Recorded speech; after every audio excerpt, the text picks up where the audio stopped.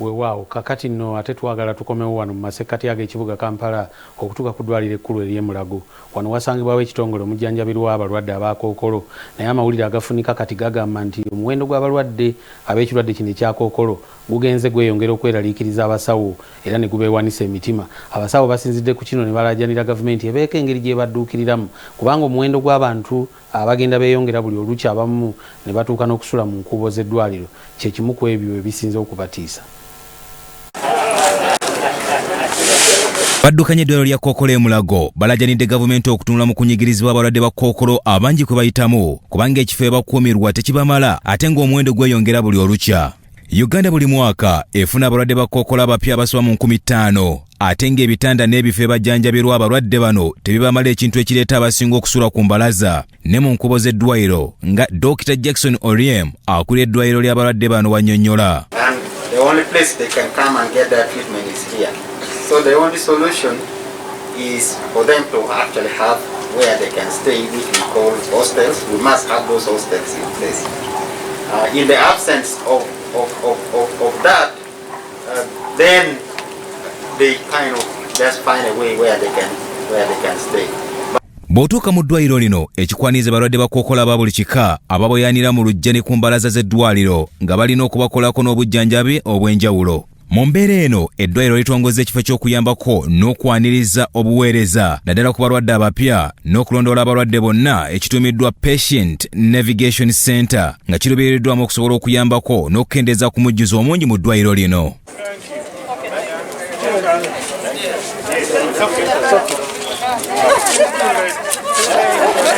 Amos Obote akulira entegeka zino agamba nti abantu bangi babadde basanga okusomoozebwa nga batuuse ku ddwaliro lino n'abalala ne bakandalizibwa okufuna obuweereza.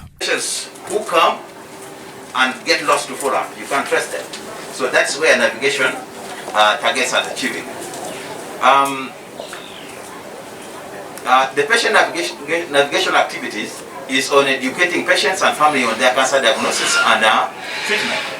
It also encourage and provide emotional support, assist in filing, filling in papers. I mean, like if a person needs to join insurance and is unable to fill the insurance form, the navigators comes in to support them to fill the forms. Abalwadde n'abajjanjabi ba kookolo be tusanze mu mbeera eno batunnyonnyodde bwe bati. Obusinga bwagondi baddega n'ebitanda kati olaba tuze n'omukaisa gwaffe Google wali batugambye kudda wali nga oyala akafalisoko okola ki awebaka n'ekirala ekyokutambula ekyo nakyo si kirungi. Omulwadde omuleesa ali wiiki n'ojja olina otambula ennaku 3. Omujjuzo nagwo mungi ate nga bonna bangi kugamba nga ate bajja bangi mu nnamba etali yawamu singa nti oba tisi baba babanga olunaku nga luno lwe baba bazze okujja okuddamu okusisinkana babategekera buli omu ba mu disitulikiti n'aba nga bakendezako ku mujjuzo ogubaguzzebwa n'eno. Kookolo yakyasinze okutta abantu mu nsi yonna ng'omwaka oguwedde yatta abantu abasoba mu bukadde 10. Abantu abasoba mu bukadde 19 bakyatubidde nabwo okwawukanako n'emyaka emirala. Kookolo asinga kutawanya nnyo abakyala naddala Kookolo w'omu mabeere. Byawamala Muhammad, Sauti TV, Omunnyo.